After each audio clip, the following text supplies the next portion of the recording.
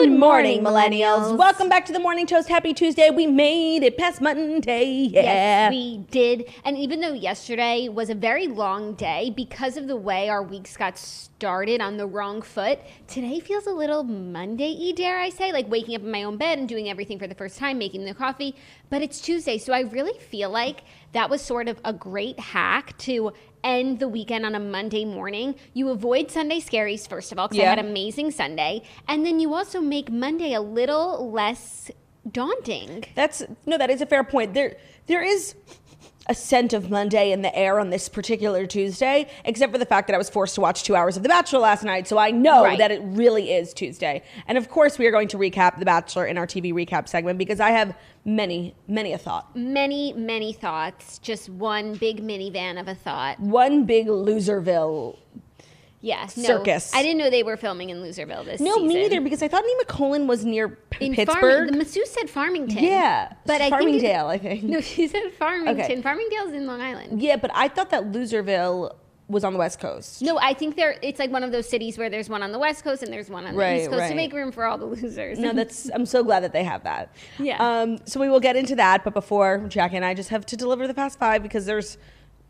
a decent amount. No, it's pretty fucking random, but there are some stories where I chose them just to get your opinion on them. Oh, wow. I'm flattered. Yeah, I just want to know what you think about certain things. But other than that, we've got Doot here today, so you know it's going to be a delicious and nutritious show. Hi, crunchy angel Dora. Beautiful, precious Dora. One and only Dora. Soft skin Dora. Love of my life, Dora. Cutest cheeks, Dora. Sexy body, Dora. Flappy ears, Dora.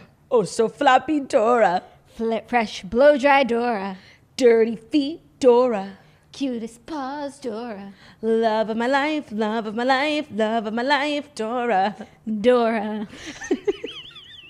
Okay, I'm so glad we got that out of our system. It's been a while. By the way, what's going on with his ears? Did he is he using the Dyson Airwrap? They look extremely turn to the side. Don't hurt him. No, I would literally was a light tap. Yeah, Allie, who's our groomer, uses a Dyson blow dryer, but she hasn't been here in a few weeks. No, we're on this hair growing journey, much like you.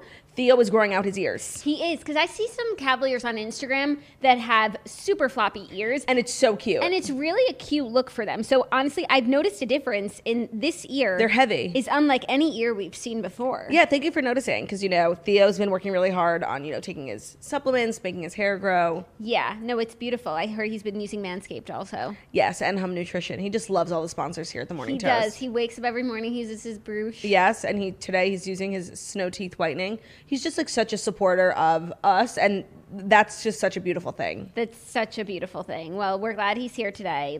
Definitely, he matches my outfit, which is kind of a crazy outfit, don't you think?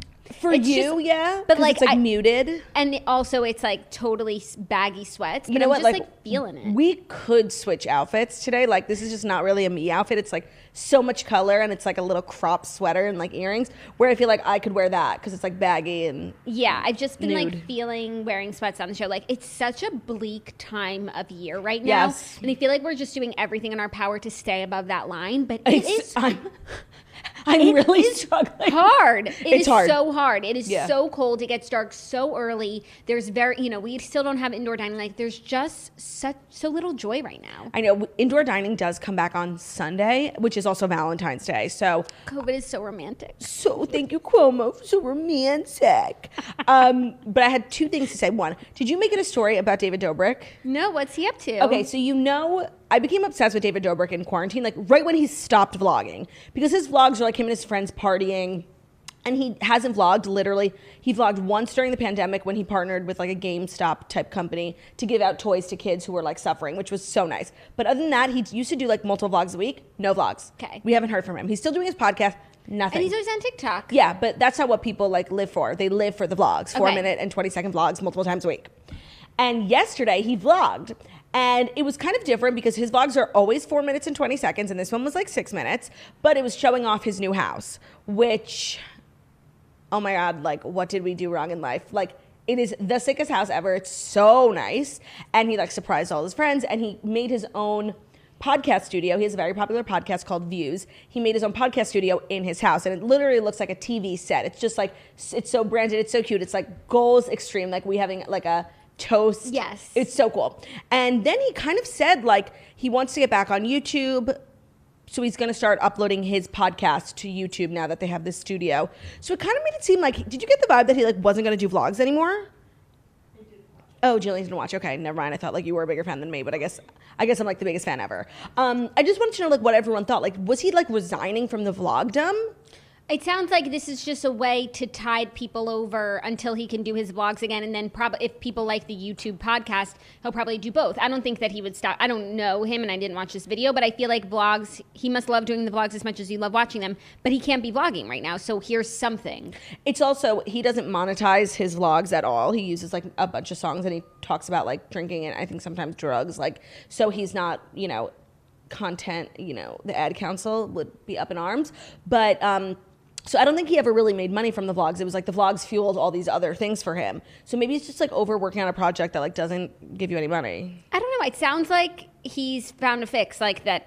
I think the vlogs will come back. Don't worry. I'm just curious if anyone else thought that he was like done with that. Like he said at the end, he's like, I'm going to be back, you know, with my podcast on YouTube. I got the vibe that he was like done vlogging, but someone let me know if maybe I just misinterpreted it. Okay. Well, we love a podcast on YouTube, don't we? Yeah. Such an original idea. So special. And the other thing I wanted to tell you about was I've been on this journey for the last like day, renewing and rejuvenating my bed.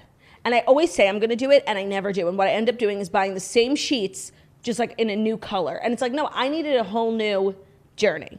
So I got brand new pillows, a brand new down comforter, and I got a brand new sheet set duvet cover. And it's life-changing. I also finally bought a Barefoot Dreams blanket, even though they're just like so expensive. It's like so stupid, but still, I just did it. I need a blanket like that. I have one coming to me, and I'm really excited. It's Barefoot Dreams? No, but it looks similar. Okay, well, Barefoot Frames. Barefoot Frames. I always go on the website and I almost get it, but it's just like $150 for a blanket when like they sell amazing ones at Target. Like it's just so stupid. And it's like, can you put it in the washing machine? Otherwise, Unclear. it's going to smell in a few weeks. That's so true. You know, blankets get really smelly. But Lauren Elizabeth convinced me. She's like, yeah, I have like 4. I'm like, oh my God, I don't even have 1. So I got one and I'm really excited about it. But I slept last night, the best I've slept. And if I didn't have to wake up to an alarm, like it was the deepest sleep ever. And I don't know if maybe I was just like really tired, but I have a feeling it had something to do with the sheets because I also took a nap at 5 o'clock. I couldn't keep my eyes open. So not only has this bed given me a nap, which I'm so appreciative of, it also gave me an amazing sleep. And I'm just not sure like who to thank. I think I need to thank Allied Home and Bedding. Fabulous duvet cover. I think you also need to thank just the way our day went yesterday because I woke up so early to get back in time. And I was struggling to keep my eyes open during The Bachelor. After The Bachelor, I read a little and then I went to sleep about like 10:45.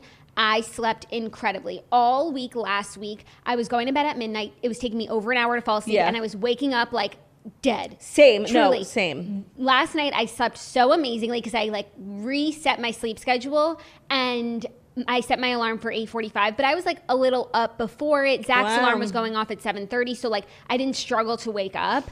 And I'm sure your new bedding was wonderful, but also because we woke up so early yesterday, we were just primed for a great night's sleep. Those nights where you just like cannot fall asleep, like seriously, someone just shoot me. Like it's so unenjoyable. I would literally rather be dead. Yeah, it's pretty annoying. Not to be dramatic. It's pretty annoying, but I'm trying now to, well, first of all, I set up on my phone, like in my alarms, I set up daily alarm to wake up the same time every day. I always turn on a new alarm every single day. Oh no, you have to go to the health app. Yes, and now I just synced it with my health app where I told them like how many hours of sleep I want to get a night, when you should wind down my phone. And when you should put on Do Not Disturb. My phone at 11:25 goes on Do Not Disturb. Yes. And then the alarm, Ben taught me this, and people don't know it. Don't use the alarm feature. Use the sleep feature in the health app. The chimes that they wake you up with are so much more civilized than the rah, rah. It's like it's so peaceful and beautiful. Yeah, that's what I finally set up last night, and so I feel like I'm on a new sleep journey. Day 1 was a success. I'm so happy for you. Thank you very much. I think without further ado, considering we're so rested and feeling fabulous. No, but I really am. No, like I have I feel pretty good. No, as far as mornings go. As good as it's going to get. Like, let's be real. Without further ado, though, it is time for the past 5 stories that you need to know before you wake up and take a bite out of your morning toast.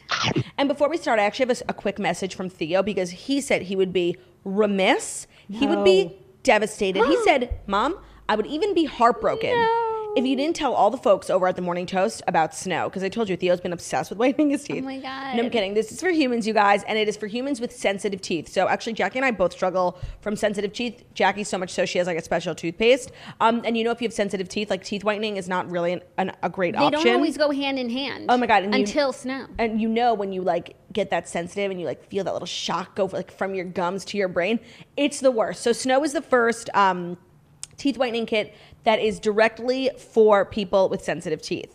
You can see initial results just after 3 days, and it's designed to be pain-free for people with sensitive teeth. Over $1 million in research and development has been used to create the strongest teeth whitening kit possible. The kit comes with a 6-month supply of whitening serum, so anytime your smile needs a touch-up, you're good to go. And there's so many great things about having a white smile. It gives you more confidence. You're walking into a job interview. It's just something that makes you feel good about yourself, so why not try? And if you've not been doing it because of sensitive teeth, snow is here for you now. So if you're the type of person who like cringes when you see someone bite into a popsicle, which is like a sociopathic thing to do, Completely, then you might have sensitive teeth. So if you want to try snow, trysnow.com is the website, and you can use the code TOAST for 15% off your first order. Again, that's TRYSNOW.com. TOAST is the code for 15% off your first order. If you have sensitive teeth like us, you need to try trysnow.com right now and use our code TOAST for 15% off. It's pretty much everything of the sort, and that's all you need to know. And that's that on that. Okay, first story. Everyone, dismantle your ships. Ashley Benson and G-Eazy have broken up after nearly 1 year together. My ship was never intact. I did not even lift a finger for the ship. Love and respect to Ashley Benson. G-Eazy, from what I've heard about him, is a piece of shit. Like monster. Don't fuck with him at all. You've heard that's what you've heard? Well, I listened to Halsey's song. Oh, that's true. And you're not half the man you think that you are. That one. Yeah. You can't feel the hole inside of you with money, drugs, and cars. I'm so glad I never ever had a baby with you. And now she's having a baby. You can't love nothing unless there's something in it for you. Oh, I feel so sad. I feel so sad. I tried to help you.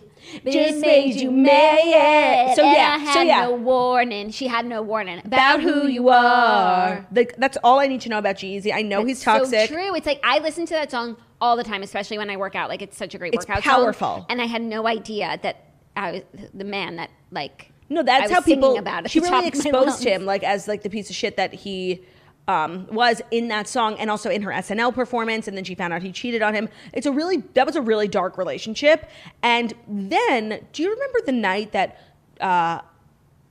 Demi Lovato relapsed and there were those paparazzi pictures of her and G-Eazy? Like, he just gives me such a bad vibe. Like, he's not, looking out for his girlfriend's best interests ever. So I think Ashley Benson's a queen. I still am hoping her and Cara Delevingne are going to get back together. G-Eazy was not it for me, for her.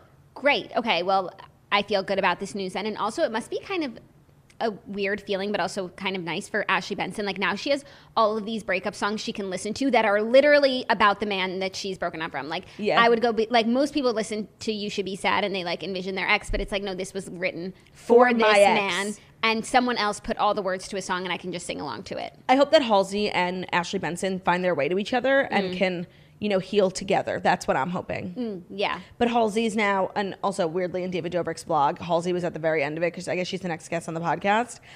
She was like sitting in his studio with her pregnant belly and she actually looked really, really cute. I forget where my thought was going, but all I was going to say was that I like Halsey. Nice. Well. Nice. Nice. I mean. What's that like? Yeah, no, I didn't have like opinions on this story really before. I love Halsey, but I'm just talking about Ashley and G-Eazy while I wrap it up because we have some happy couple news. Then they're so happy. These couples, HCN? Some HCN. These couples are so happy. These couples are so happy. Happy couples. These couples are so happy that they're getting tattoos for one another. Oh, the Moussas? The Moussas? The El Moussas. I saw this and I have many a thought. Okay, there's 2 couples who are getting tattoos. But we'll start with Heather Rae Young and Tarek El Moussa. She got a tattoo on her butt cheek that says, quote, "Yes, sir, Mr. El Moussa." She posted it on Instagram saying, "Happy Valentine's Day, Mr. El Moussa. I love you, handsome, best friends forever." I think we should unpack this. Okay. Let's start at the top, just for the first layer. Like what are your thoughts on couples who get, tattoos of one another? I mean, I'm not crazy about it. I think that when you're together for a long enough time, I think it's a really sweet thing to do. But in general, we're always reading about couple removes tattoo after they've broken up. So I think it's, it's a gamble. Yeah. But so is love, No, I know, but like in the beginning, I just feel like it really doesn't bode well. Like, remember when Ariana got a tattoo of Pete on her foot or something? Yeah, and he got her bunny ears. Yeah. So I just feel like I agree. At some point in a relationship, like you've been together for so long, like this is real. Okay, get a tattoo. But like they're not married yet. They've really only been together for like 2 years. It's a celebrity relationship. Like at this stage, I think getting a tattoo is like a weird thing to do. Yeah, but I also think that like there have never been two people better suited for each other. I couldn't agree more. Than Heather Rae Young and Tarek El Moussa. I could not agree more. Except, even though Heather's not my favorite on the show, I do worry because there was like that whole scandal with Tarek like taking the guns from the house and like running into the mountains, and there was like a helicopter chasing him. Like it was crazy. Yeah. And that's when him and Christina got divorced. Yeah. So I don't know where that version of Tarek exists. But I'm hoping we don't see him again for Heather's sake. Yeah. But now the second layer I want to unpack is like the tattoo itself. It's like this subservient, like kind of 50 Shades, like read For it sure. again. It says, "Yes, sir, comma. You love a comma. If you got a I tattoo." do love. I would be my tattoo would just be a comma, and that's like symbolic. How I never have enough to say. There's always more. There's always more to the story. Yes. Honestly, That's kind of sickening. Stunning. Where should I get it? Like above my belly button? Well, yeah. Or like between my titties, like one big ass comma. Titty, it's like titty, comma, titty. titty. I like that. Yes. If anybody's looking for new tattoo ideas, might we suggest a comma? It's like beautiful. It is beautiful, and Heather thinks so too. Oh, right. So she let's talk about the says, contents. "Yes, sir, comma, Mr. El Moussa." So to me, like this just adds another level of like loseriness and things I would never do, because that just is like a really weird, and I'm sure maybe it's an inside joke, but to us it's like you're subservient to Tarek. Yeah, I'm reading it in a weird way, but it's like, "Yes, sir, Mr. El Moussa." But now you sound like a butler. Like, will there be anything else, Mr. El Moussa? Should I get that on the other cheek? Oh, yeah. Oh my God, that's so funny. No, but it also is like a weird phrase. "Yes, sir, Mr. El Moussa." Is that it? Yeah. And maybe it's an inside joke between the two of them, in which case maybe explain it when you post it on Instagram to like your millions of followers. Yeah, because now we're just thinking you're the hired help. And you're taking your job like really seriously. Every time he asks for something, she "Yes, sir, Mr. El Moussa." They're just like such a thirsty couple, and this is just like something I didn't see coming from them, but like I'm not in the least surprised. Not like, in the least. Christine really said it best when she was like, they call the paparazzi on themselves, and she's right. Like they are the thirstiest. And you know what? If you marry someone who has the same level of thirst as you, I think that actually makes for an extremely healthy relationship. That's what I'm saying, like about the two of them. Like obviously most people, like this is not for most people, any of it, but it's for both of them. And I think that makes them a good match. Yeah. And like whenever I think of Tarek, I always think of Christina, obviously his ex-wife, who like got married like a second after they got divorced, and then like a second later got divorced again from this guy, Aunt Anstead. And I just like wonder, It's Aunt. Is it? It's Aunt Anstead. Is it Auntie Sneeches Anstead? Yes, it's Auntie Anstead. They're just like the weirdest family. Like they're just messy as hell. Yeah. But I do think like him and Heather have like a little bit of a sense of stability, which is good. Yeah, which is good. And I hope that Selling Sunset comes back soon, and that I think he Yes. was like maybe going to film a little bit. Oh, I also saw a tweet. I know a lot of people were wondering. Davina's $75 million listing is still for sale, so it has not sold. Still for sale. Wait, was it $100 million? No, I think it was below 100. Because it's I think 75 it was like now. 80, and they wanted to put it up for like Right. way less. It's 75 now. Okay. You would think it would sell because, it's The a press from the show. It's and a it was buyer's beautiful. market right now. Right. I wish I had a home to sell. Like, Yeah. Okay, our other couple, happy couple news that's getting tattoos. I don't even know if you knew these two were dating. Modson, who you know, because of course, is dating Avril Lavigne. he's dating I Avril only know who Lavigne. Modson is because I follow Tana Mojo. Yes, and Modson, Tana Mojo, Bella and Bella Thorne. Thorne. Were they? It was like Bella dated Modson and Tana did, and I don't know Tana if dated Bella, and then Tana dated Modson. And if you ever watched House of DBF, Modson also dated Barbie Beth first. Oh, someone from House of DVF? Yeah, she won. That's weird. No, she's like everything of the sort. Okay. Yeah.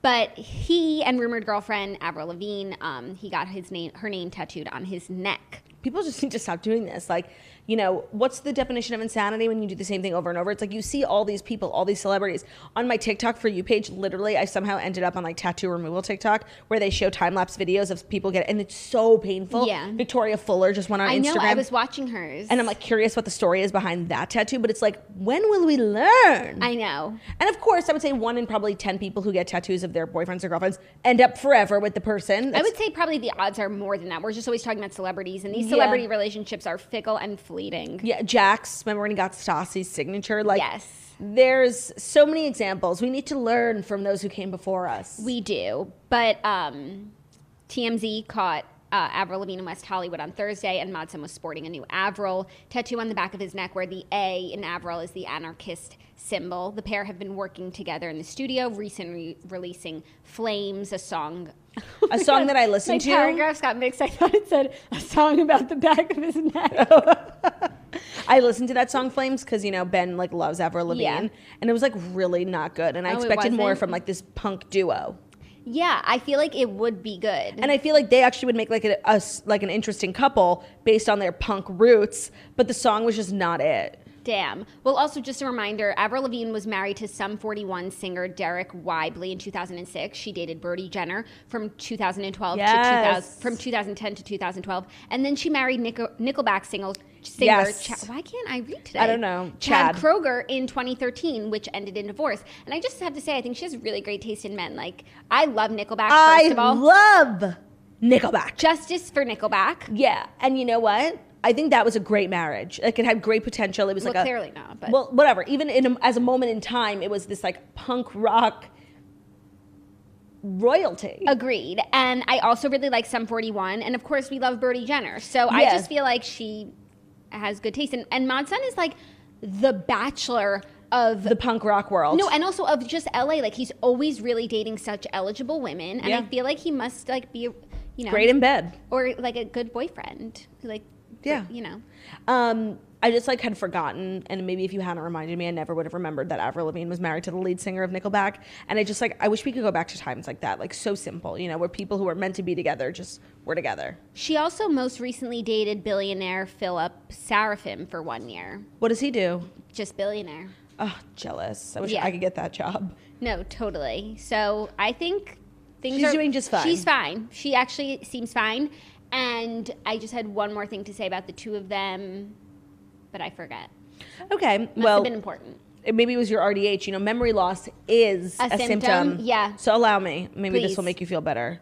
Wingardium Leviosa. Today's episode is brought to you by Stamps.com. Let's face it, taking trips to the post office is probably not how you want to spend your time. That's why we recommend mailing and shipping online at Stamps.com. Stamps.com allows you to mail and ship anytime, anywhere, right from your computer. Send letters, ship packages, and pay a lot less with discounted rates from USPS, UPS, and more. Stamps.com has saved businesses thousands of hours and tons of money, because with Stamps.com, you get the service of the post office and UPS all in one place, plus big discounts on mailing and shipping rates. Stamps.com is a must-have for any person or business, whether you're a small office sending out invoices, an online seller shipping out orders, or even a giant warehouse sending out thousands of packages a day. Stamps.com can handle it all with ease. You use your computer to print official U.S. postage 24/7 for any letter, any package, any class of mail, anywhere you want to send. And once your mail is ready, just schedule a pickup or drop it off. It's that simple. And with Stamps.com, you get discounts up to 40% off post office rates and up to 62% off UPS shipping rates. Not to mention, Stamps.com is a fraction of the cost of those expensive postage meters. Stamps.com is a no-brainer, saving you time and money. It's no wonder nearly 1 million small businesses already use Stamps.com. Stop wasting time going to the post office and go to Stamps.com instead. There's no risk, and with our promo code TOAST, you get a special offer that includes a 4-week trial, plus free postage and a digital scale. There's no long-term commitments or contracts. Just go to Stamps.com, click on the microphone at the top of the homepage, and type in TOAST. That's Stamps.com, promo code TOAST. Stamps.com. Never go to the post office again. Ugh. Please. Words to live by. Okay, next up, a little ratings news. Okay. Super Bowl LV ratings are in, and they're a disappointment.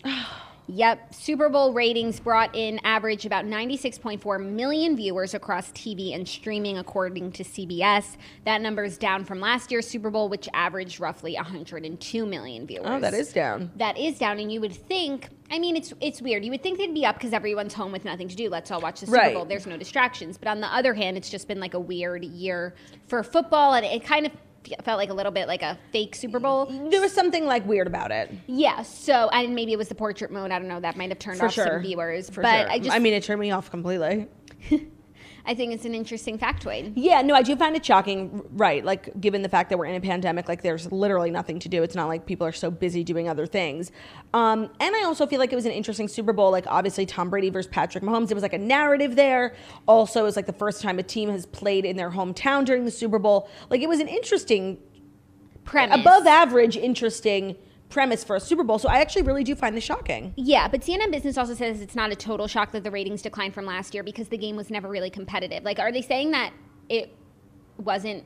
Oh, like it was a bad game? The game itself, but also we were like hyping it up like these two teams are so equal, but maybe like the Chiefs never stood a chance. But the Vegas odds had Chiefs winning. They did? Yeah. Huh. Yeah, I know. I was really shocked when I opened my sportsbook app when I was being a degenerate gambler in Pennsylvania. Interesting. Yeah. They were +3 or something, or -3. I don't know, but I mean, but what's really crazy is like 96 million people. That's still so many people. Like The Bachelor is like 2 million people. No, I know The Bachelor is like 5 million, and The Housewives are like 2 million. Yeah. No, I always find ratings so interesting, and I remember sitting here when we once did. I mean, I think maybe it was even last Super Bowl. We did like we were comparing ratings from other things, and like the royal wedding of Kate and William was like the most watch ever, and that was like 2 billion. No. Yeah, because it was shown everywhere. That's not crazy. Just America or the UK. That's crazy. Yeah. So it's nice that people still like watch TV because like cable is a dying thing. So like 100 million people, like that's a lot. Yeah. But I wonder how many people like watch the Grammys. I feel like maybe like 8 million. Maybe. It's we'll so find tough. out soon. Are the Grammys happening? They pushed him back to March. Oh, okay. Cool. Or was that the Oscars? I think it was the Grammys. I can't keep up with all these TV shows. I think it was the Grammys. Okay, next story. A little real estate exciting news.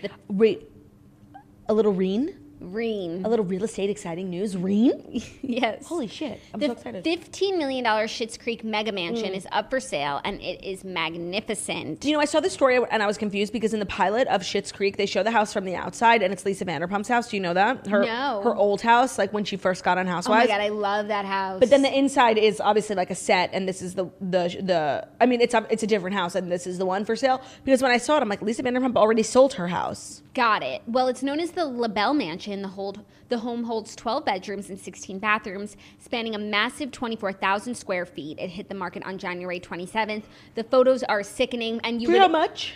How much? 15 million. And it's in Toronto. It's in Toronto's upscale St. Andrews Winfields neighborhood. Oh, gotta get there. I don't know why. I thought it would be more.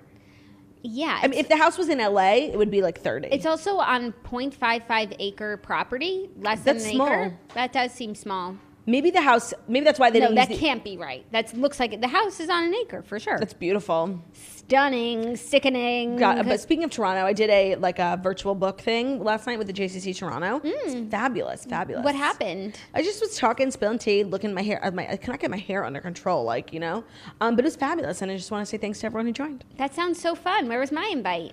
Or was it like an author thing? Only for could I be in the audience? Oh, would you have wanted to? I don't know. I could come see. Okay, I didn't want to bother you. It's been a while since we talked about the book, so I feel like I'm having withdrawal. So frustrating having withdrawal. But I think you're right. I think we should talk about it. Let's talk about it. How are things going? It's been a few days since your New York Times bestseller. Yeah. How has your life changed? I have this intellectual superiority over every person I come by, which is nice because I've always felt dumber than other people. So it's just been good for my self-confidence, good for my Instagram bio. Your confidence was really suffering. Yeah, no, I've always kind of been kind of introverted and shy. Yeah. And I feel like this was kind of the thing I needed to get out of my shell. So it feels really good to just be outspoken and be proud of myself. And I don't know, people are just still loving the book. I thought by now everyone would be burning them and they're done with them. But you can't burn the Bible, so. Oh, that's really awesome. Speaking of your book, we're actually recording a Patreon episode that's going to drop this week for Patreon, but it is all of questions from patrons and people who read the book about the book. We did, obviously, the Redheads Book Club episode where Claudia sat down and answered questions, but we still had so many more questions, and also a lot of questions that were very either specific or detailed, or like, is this, you said this happened, like, tell us more about that. So we're going to get into that with you, and I'm actually really excited to go back into the book world, because the book was like such a big part of our last few months, and now, where is she? Inside the author's studio. She's literally right here, and she's available at girlwithnojob.com/book. Thank you. It's hard to remember, but if you just remember like B and then O-O-K. And it helps if you say it phonetically. Book. It does help. Okay, our fifth and final story is one I wanted to get your opinion on as well. Clare Crawley dyes her hair pink after Dale Moss split. That, you've said that crazy. Clare Crawley dyes her hair pink. Like, that would have been major news. Stop, I didn't say that. You did. Okay, she dyed her hair pink. She's dyed her hair pink. Have you not seen this? No, I mean, like, could she be more cliche? Like, it's so, I stopped feeling bad for her. She said, I've been wanting to have some fun and temporarily, in parentheses, change up my hair for some time now with a fun color. So I did it. Rather than reaching for permanent dye, she transformed her blonde locks using color that is... temporary. Yeah, cool. She's I actually feel like what's the only thing worse than like, I mean, dyeing your hair pink can be really fun. I mean, to do it during a breakup, that is so cliche. And I feel like, I don't know if that's the answer, but then it's also temporary. So it's like, this is a news story for something that's going to be in for 3 days? Yeah, no, like it's I literally, feel like I've been it's played. A spray from Dwayne Reed. Yeah, I feel like I've been played. No, you have been played. I didn't even see this, but just Claire, in my opinion, has been, amongst, other things, her chaotic energy, she's always just been like a cliche romantic, and this is really just, at least she's consistent. Like, I would expect nothing less from her than to like be crazy and dye her hair pink. Yeah, no, she definitely has is looking at like the breakup handbook and following each step. Yeah, like post an emotional quote, like dye your hair pink. Or not even dye your hair pink, like bring about some change. Yeah. Like, it was more general, and she took it as like, I should dye my hair. Yeah, for sure. Well, speaking of Claire, we can get into our TV recap. Yes. Which is brought to you by Fashion Pass. Oh, which is Fashion Pass. You guys see the little hearts that they sent me yesterday? Yes, so cute. So cute. I have a whole display. I love Fashion Pass so much, and I'm so glad that you're about to tell everyone about it, because everyone needs to know about Fashion Pass. Yeah, can I do that? No, because I want to keep talking. Here, please. Oh my gosh. Go for it. Okay. Also, it's very appropriate that the TV recap is brought to you by Fashion Pass, because like all the girls on The Bachelor like definitely use Fashion Pass. No, 100%. And I have this jacket from Fashion Pass that I saw Sarah wearing on her date, and she got it from Fashion Pass. Fashion Pass is a clothing rental service that I actually heard about from my sisters. It's like Rent the Runway. Do you want me to do it? It's also easier to say than Rent the Runway. It's like Rent the Runway meets Revolve. You can revolve the runway. They have great brands like For Love and Lemons, Free People, Show Me Your Muumuu. I was wearing Show Me Your Muumuu on the show yesterday. It's the Revolve of rental services. I hate spending like $200 on a jacket or a dress. Per item. It's so stupid. Per item on a dress that I'll probably only wear once. You take wear, a picture, gram, repeat. With Fashion Pass, not only do you not have to take up the space in your closet for these items that you're probably wearing once, you can get them at a fraction of the price. The shipping is super fast, and they take care of the dry cleaning and everything for you. So you literally just send it back in the pre-labeled bag they give you when you're done, and then you get to choose new items. One of my favorite parts about it is that if you love something and you want to keep it, you get huge discounts, anywhere between 30 and 60% off. Yeah, no, I'm so crazy. Like, pretty much everything that I get, I want to keep. Yeah, of course. So it's also just a great place to shop even after you return. 100%.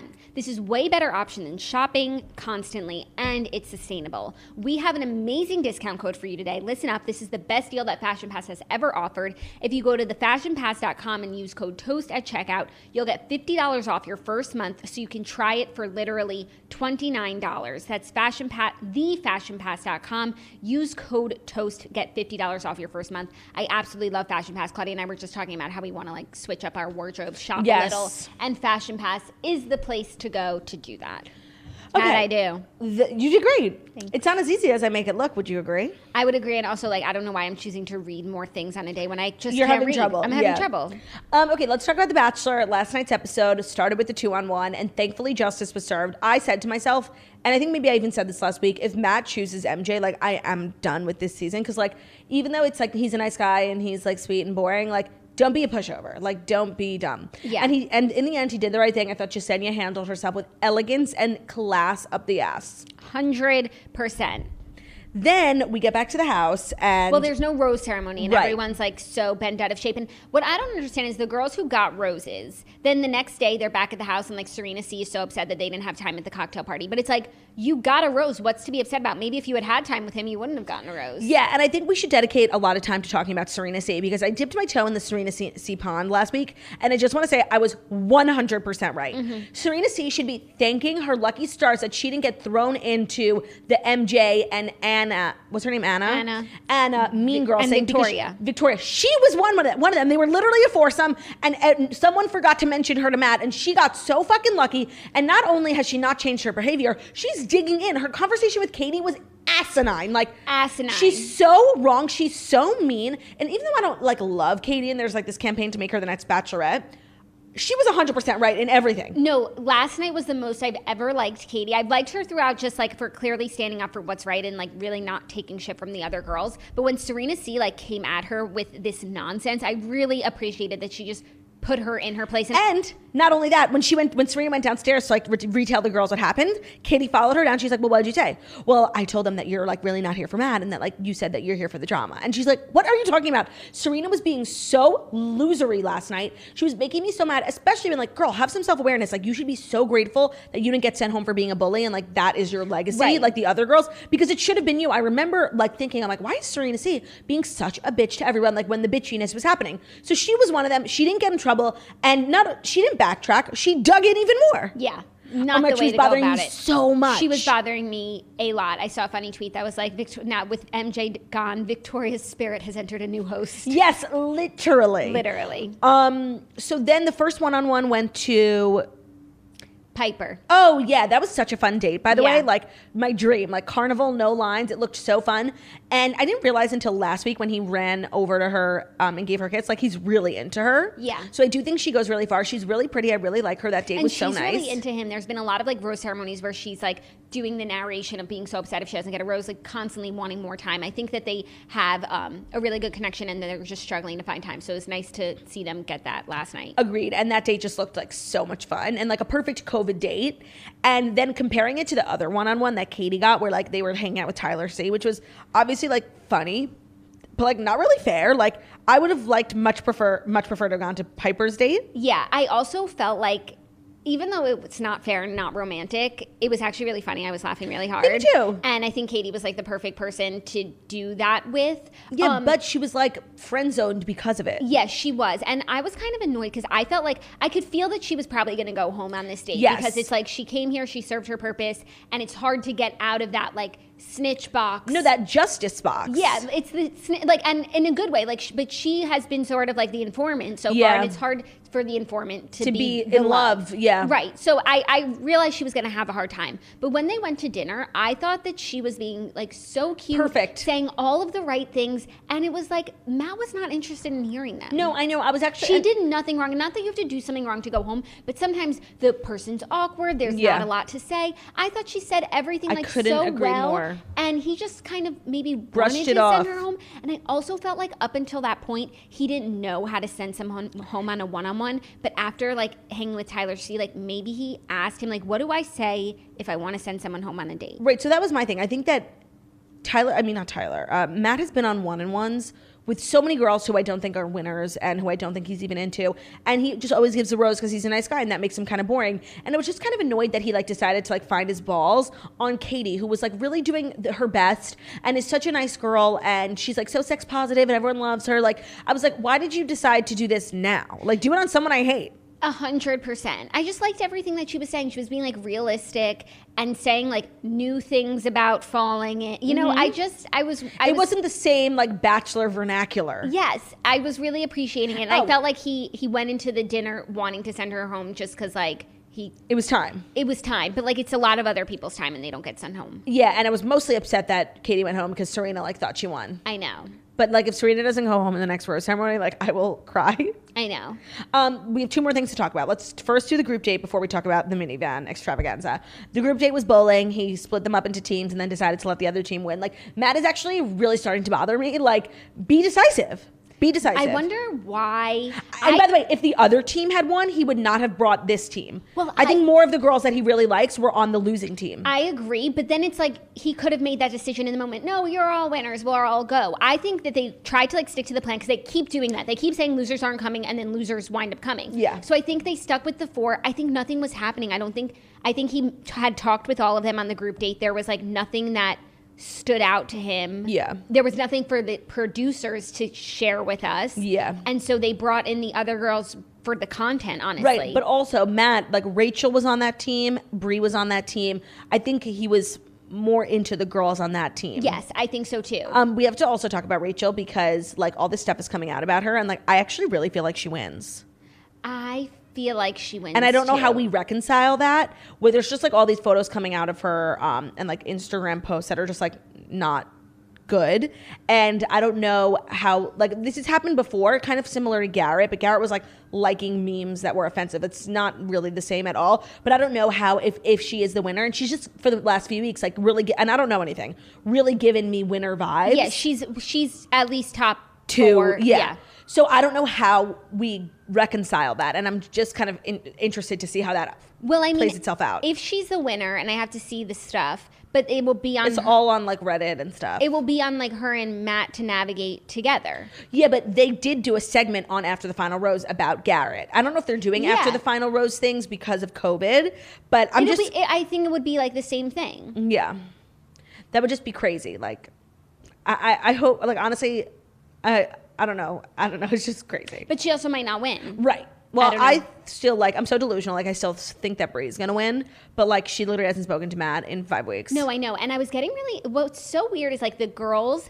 are really upset and frustrated that they get no time with him. And, like, they're talking in their interviews, like, about how the process is so difficult and we don't get time with Matt. And, like, they're talking to the people who do the process, complaining about the process. Yeah. And it's as if it's, like, just the universe that makes them not have time. Well, you're so you know right. what I mean? You're so right. And what's really upsetting is watching Abigail, who got the first impression rose, who still hasn't had a one-on-one, where it's like, I know that the producers probably choose, 90% of how things are going to go, but like Matt does have say, and like if you had this amazing connection with her night one, like where's her one-on-one? To be honest, I didn't really get the vibe that he had this amazing connection with her on night one. I think he was really impressed with how open she was and how the conversation, like I don't think it was a connection thing. I think he just really respected her story and her being so vocal on night one. I think it was more like props to you than like I love you. That was the vibe that I got. Right, but because he literally hasn't spoken to her since then. Is a gesture of romance. Yeah, but it's also on television and you want to do the right thing. And I think that like of all the girls, Abigail definitely made the biggest impact, especially with me. Like I just thought the way she spoke about her story. You, but still, why can't she have a date for Matt to see if okay, course. I'm so impressed by you as a person. Is there a love connection there? Yeah. Instead of like making her suffer for so many weeks, it's so sad. That always happens to the girl who like gets the first impression rose. Like I remember Hannah G never got a one-on-one. Yeah. What the hell? No, you're right. The lead said, I'm into you. Yeah. And the pinnacle of last night's episode was Heather Martin from Colton's season rolling up in a minivan, not once, not twice, but 3 times, being forced to quarantine and still hasn't even met Matt. She's making all the... Okay, so like there was so much to unpack. Let's start first. She rolls up in a minivan. Yeah. And... no shade towards minivans at all. It's just like it's a questionable choice in cars. Seeing as how it's really more for like an older, mom or father of 3 heading to soccer practice. 100%. It's just a very interesting. You don't think of it as a young reality star like Matt's driving around in G-wagons and Corvettes and Porsches, and like Heather's rolling up in like a white Dodge Caravan. It's 100%. Confusing. I personally love a minivan. Like so love spacious. To be in one. Like I love everything about them. That was just not the time and place. There's a time and place. There is. And, I even feel weird, like, when Bronwyn drives her minivan, but she has 7 kids, so, like, it actually makes sense. But Bronwyn is, like, this fabulous, young, hot, like, thing, and it doesn't fit. And so with Heather, it didn't fit. Minivans are hysterical. I'm, like, thinking about them, like, really, like, in depth Everyone right now. is. The minivan was the star of the episode. No, the minivan was the star of the episode, but like just minivan life, because like you could have a lot going on in your car and not drive a minivan, but but the minivan is so functional. No, I mean, who wouldn't want a minivan? So much space. Like, am I going to drive a minivan one day? I hope so. You should only be so lucky. I should only be so lucky. So then she rolls up and says, "Hi, I'm Heather Martin, and can I speak to Chris Harrison?" And Chris Harrison's like, "What the fuck are you doing here?" And he obviously has to talk to some people, so she has to quarantine in the meantime. And they just gave her this, like, wholly unnecessary airtime of her, like, trying to be cute and quirky in this hotel room, like, putting pizza boxes on her head and, like, "I'm Rapunzel, Matt, climb up." Like, Oh my God, she was just trying so hard. And let me get this straight. There is a way to bust in on a season that's not yours. There is a way to do it. Becca Tilley could tell you how. She did it very gracefully on night 1, humbled herself, and joined the other women. This is like the most beastly way to do it. And I just think that Heather, when she was recording her videos, like was really giving me New York vibes. Like somebody lied to her several times because she was acting like she was like this funny, hilarious, like girl. And I just found her to be so unbelievably irritating. And I'm curious if that was just me. It wasn't just you. Because somebody lied to her several times. Yeah, but like she also seems kind of awkward, but I just didn't understand. Like she put the pizza box on her head. And then she was doing the... Let's dive into that. Let's dive into that. What's that called? Mashed potatoes? Dance move, like when you crisscross. Yeah. She put the pizza box. She put the pizza box on her head. No, it was such an interesting choice. Mashed potatoes. Yeah. With the pizza. With the pizza. Yeah. The pizza actually stayed. Okay. Yeah, the pizza did stay. You're right. The pizza did stay. Very interesting. But then she like wanted the pizza to fall. Yeah, no, and I just didn't understand like what was she trying to prove to us? Like she had good posture? No, like she was doing it until the pizza fell, and it's like, but the point is for the pizza to stay. Yeah, of course. You're not going to ruin good fresh pizza. I just didn't understand. She was making no sense the whole time. And her vlogs were just like really irritating me, like cringy ass content. And I just think like I'm not convinced that she's here because Hannah Brown thinks they would be good together. Because the way that she's acting is like I want more Instagram followers. Like she literally might as well have had a big sign on the Dodge Caravan on the side that says Heather is here Martin for more Instagram followers. Okay. Follow me at Heather Martin. In Heather's defense, because I must. We know her from Colton season, and she did not seem like that type of person. So I want to say that she really is there because she thinks that Matt could be her person. Showing up in the dead middle of a season is not a legitimate way. So I want to just blame Hannah Brown for not introducing them sooner. Like I'm really trying to take this at face value that like Heather, I think, and Matt might actually be a good match, and he might be going and getting engaged. And this is her chance, this is her one chance to meet this guy that she thinks might be the right guy for her. But why didn't she go on night 1? I don't know, like everyone else. She could have easily gotten a spot. The second wave of women. There was not only one. There were 2 times that she could have come on. And I'm sure there are reasonable explanations for all of this. And I'm sure Heather is like reading the tweets and kicking herself. Listening to the podcast. And it's like, no, you guys, you don't know what happened. Like, tell us. They made me. So I need to hear from her why she didn't go night 1, why she didn't come in the second wave, why it had to be that way in that minivan. Yeah. Well, she did say that it was like the last available car at the rental service. Oh, did she? She put up an Instagram. Stop. Okay. Respect. But also, Nima Colin is so huge. Why didn't they let her quarantine on the grounds? Like the fact that she had to drive herself. Okay, wait. Can I say something? In her gown. Somebody DM'd me that they like know Nima Colin very well, and where Heather was staying like was fully in walking distance to the rose ceremony, but like producers made her get back in the minivan to drive to the rose ceremony. It's like all the other girls like show up in a limo, night 1, elegance. Stepping out. Like she probably had to like take her heels off. Yeah, the fact that they literally couldn't even send her a car for her and she had to pull up in her own minivan, like that was rude. It was so rude. Like the girls were, and also we need to talk about the girls. Like when will they learn that just this mean girl way is not the way to do things? Like first of all, I think Heather is actually a nice person. It was nice of her to come and smile and wave. Like when she couldn't get the door open and they were like, oh God. She was like, it was just so awkward. But it looks like the girls have a breakdown next week that there's another girl here. And like, that's just... But this always happens. The girls who have breakdowns about like other girls are the girls who have literally no future with Matt. They have no relationship with Matt. They're just worried because like this girl could take their spot and they'll be going home sooner than anticipated. The girls with real connections, I can never remember her name. The teacher, Michelle, who I adore. Michelle doesn't worry about anyone. Bree doesn't worry about anyone. Rachel doesn't worry about anyone. It's all the girls who have literally no connection, who are hanging on by a thread. They're always the ones up in arms. Yeah. It's not the ones with true connections. Yeah. That's how you know. Okay, what do you think Matt's going to do about Heather? I mean, he's been such a pushover. Like, I really don't know. And I feel like he really respects Hannah Brown's opinion. Like, I feel like she might end up saying, but the only reason she wouldn't is like it's literally so late. There's 9 girls left. Like it's really low. And he has said, and this is like what happened when Nick Viall joined Caitlin's season. He has said that like he thinks his wife is in this group. So if you think Heather could be your wife, then did you lie? Right. No, it's such a good point. I just am feeling like a little sorry for her because I think from what we know about her, like she is a nice, not really she's even not a villain, thirsty person. So I just wonder how she wound up in this situation. It's so unlike her. Like, and what we know about her from her season was she was super quiet. She was pretty much relevant except for the fact that she had never been kissed before and she had her first kiss on national television. Yeah, and she didn't even go to Paradise. Yeah. So I'm just confused. Also, like, is Paradise filming? Yeah, I think they're going to do Paradise this year. I think they're going to do it at like a resort. Why? They never even leave the compound anyway. No, I know. I think they'll have an easy time doing it. Yeah, I actually love Paradise. That's like one show like I don't mind watching. The Bachelor, especially like at the end of the second season, last night was so hard. Becomes a chore. I was looking at the clock the whole time, just wanting to go to sleep. But I'm grateful for the minivan because that really made things a lot more fun. It did. So that's our Bachelor recap. If you're looking for more Bachelor talk, the episode of The Snatchler also, like Heather said out. Heather said that was the last car in the lot. Like I'm sure Bachelor producers and PAs went and rented every car at the rental company. Yeah, of course. Just so that the minivan. So if you're looking for more Bachelor content, The Snatchler, which is our Toast News Network Bachelor recap show hosted by our sister Margot, has a new episode out this week, and she does episodes every week on everything Bachelor Nation. So in depth. So head over to The Snatchler, available anywhere you get podcasts. And that's our show. Would you agree? Yes, I think that is all that she had written, right, honestly. like that was our show, right? No, it was someone else's show. That was Theo's show. Hope you enjoyed it. So true. Thank you guys so much for listening to the Morning Toast, the Millennial Morning Show, where we deliver the fast 5 stories that you need to know every Monday through Friday on YouTube. So if you're watching us on YouTube, please feel free to subscribe and give this video a thumbs up.